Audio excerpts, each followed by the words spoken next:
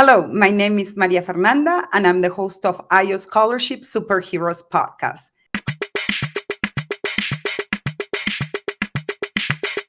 Easy, easy, so easy.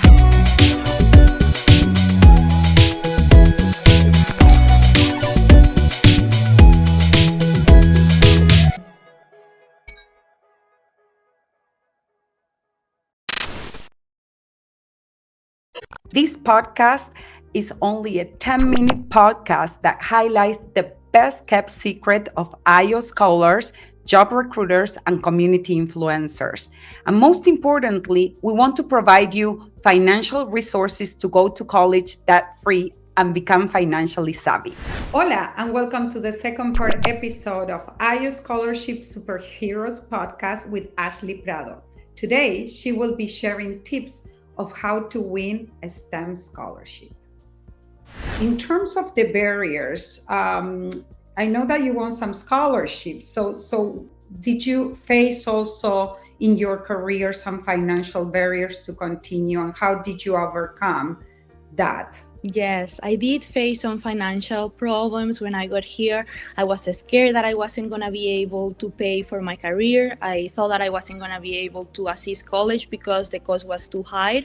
And as you said, those are some preconceptions that we have, or some beliefs, or no, college is too expensive. That's something that I'm not going to be able to attain. And thankfully, in my high school, they had these programs, the Cambridge program, dual enrollment program, and those allowed me to win a complete ride and through Bright Futures here in Florida. And so I will say that the main thing is looking for scholarships.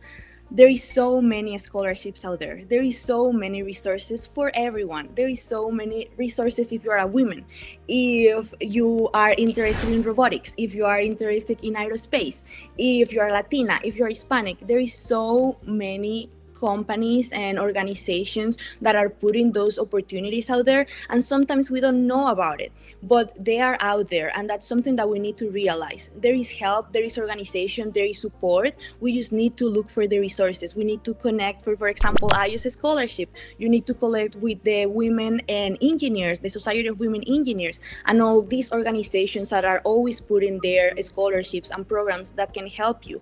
And I can say that that's the main thing that has helped me towards my career. And recently I faced some financial issues due to my immigration status.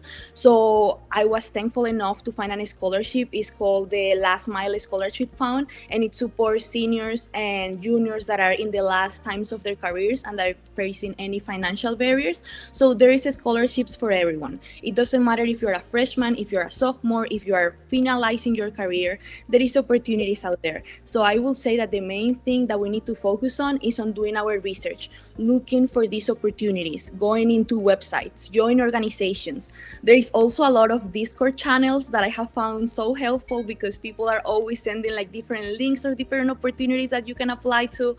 So I will say that that's the main thing. Apply. Don't be scared. Don't feel like, oh, maybe I don't have those requirements, or maybe I don't. Apply either way, because you can be surprised of the amount of opportunities that can open for you once you dare to try. So yes, that will be my main thing. And another thing that I will recommend when you're applying to scholarships is reach out to the people that already got the scholarship. For example, maybe you saw a program that sounds interesting to you. Go like down to the testimonies, maybe other students that were able to fulfill their dreams thanks to that scholarship, and feel free to ask them questions. Most of them are really open, most of them are really nice and are really willing to help you out. And I think that that can remarkably like change the way that you approach your application, because they can give you tips into how to approach, for example, your personal essays. They can give you tips into like the type of awards that you should put, tips about how they approach the whole application process. And then you can take all of that advice and use it in your advantage. So I will say, don't be scared of reaching out. There is people out there that has faced the same struggles that you are currently facing, and they are willing to help. And I think that that helped me a lot as well when applying to scholarships, was reaching out to people that already did it in the past, because they share amazing tips and advice with me that allow me to strengthen my application. And also just be genuine. I know a lot of applications are currently asking, for example, personal essays. You need to write an essay that only you could have written. And I feel that in a world that is full with artificial intelligence and a lot of prefabricated text, what is going to help you stand out is that you are authentic to yourself and you really tell your story. Let people know the struggles that you are facing and how they have shaped you, because those things are not weakness. Those are really what make you strong. So don't be scared to put yourself out there, to tell them the things that you are currently facing, to tell them the things that you're passionate about, and to tell a story that is unique and that is real to you. I will say that that's the main thing that it comes to applying for scholarships, yes. Visit IO Scholarships, as we have access to thousands of STEM scholarships based on your unique ethnic background, waiting for you today. Some of them only require 2.5 GPA and no essay.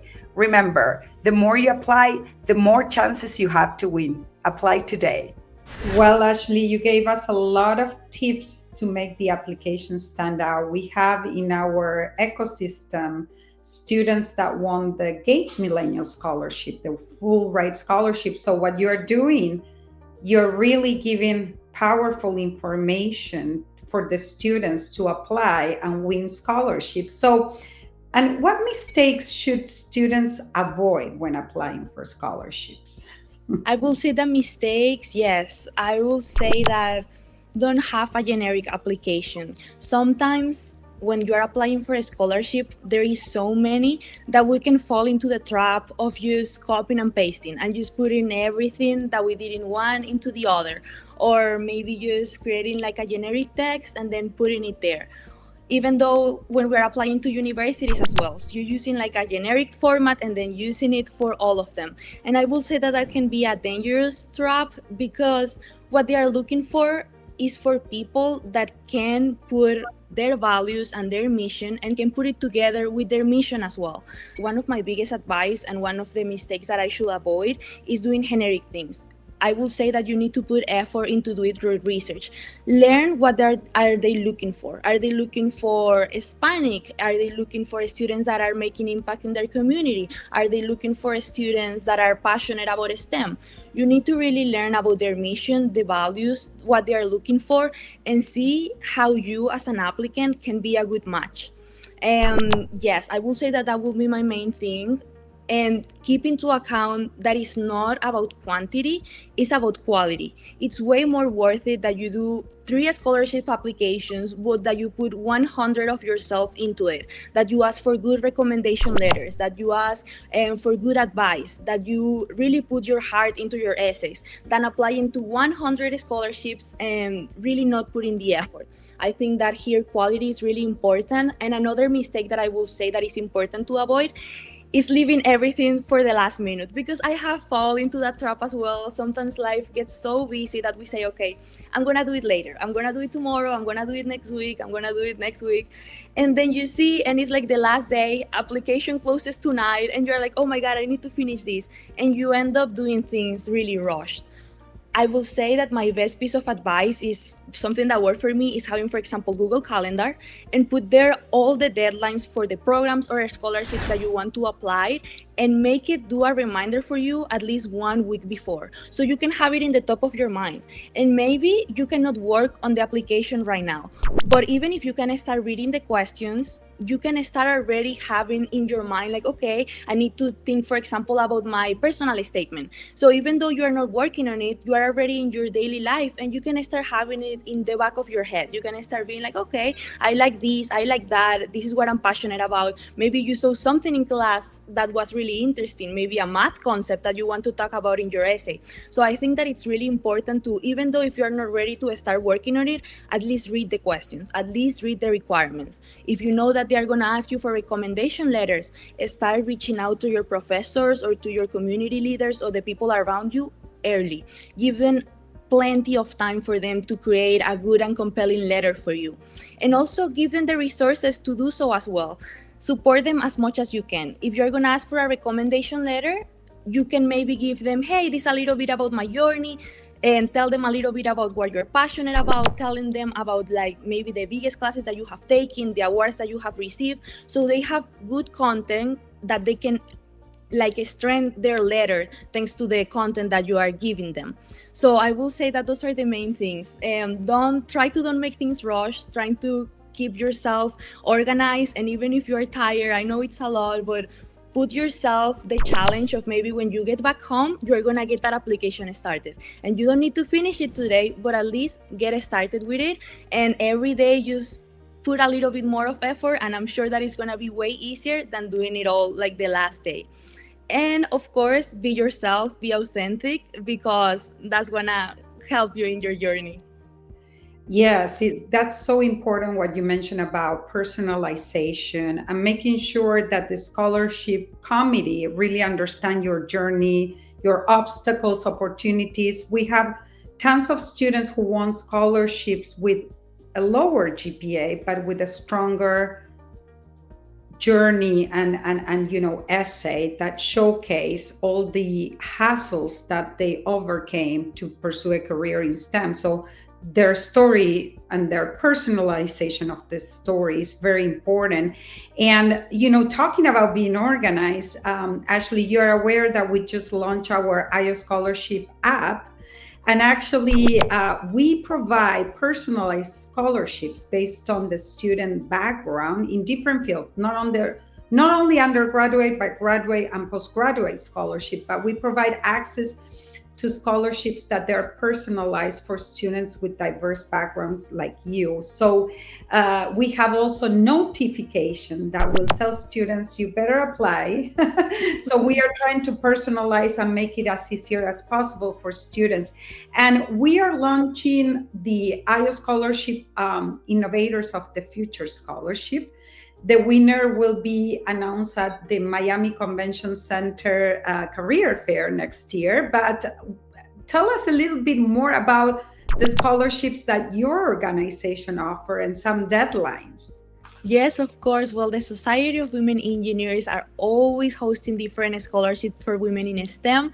And these are not only for women in technology, but in any STEM field.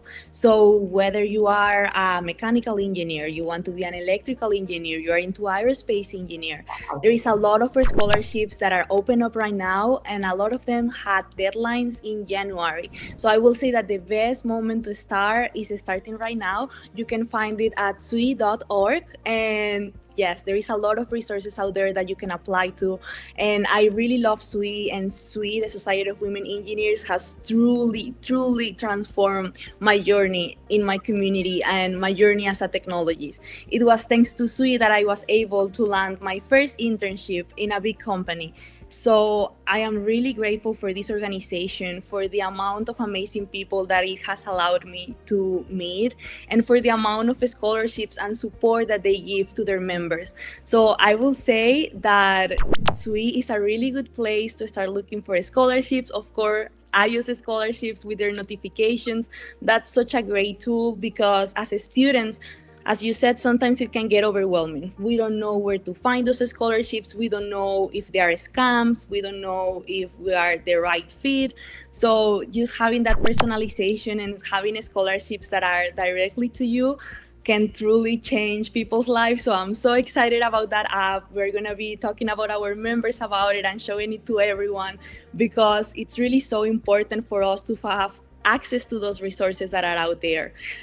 So thank you so much for working on that app, and we are so excited to try it out.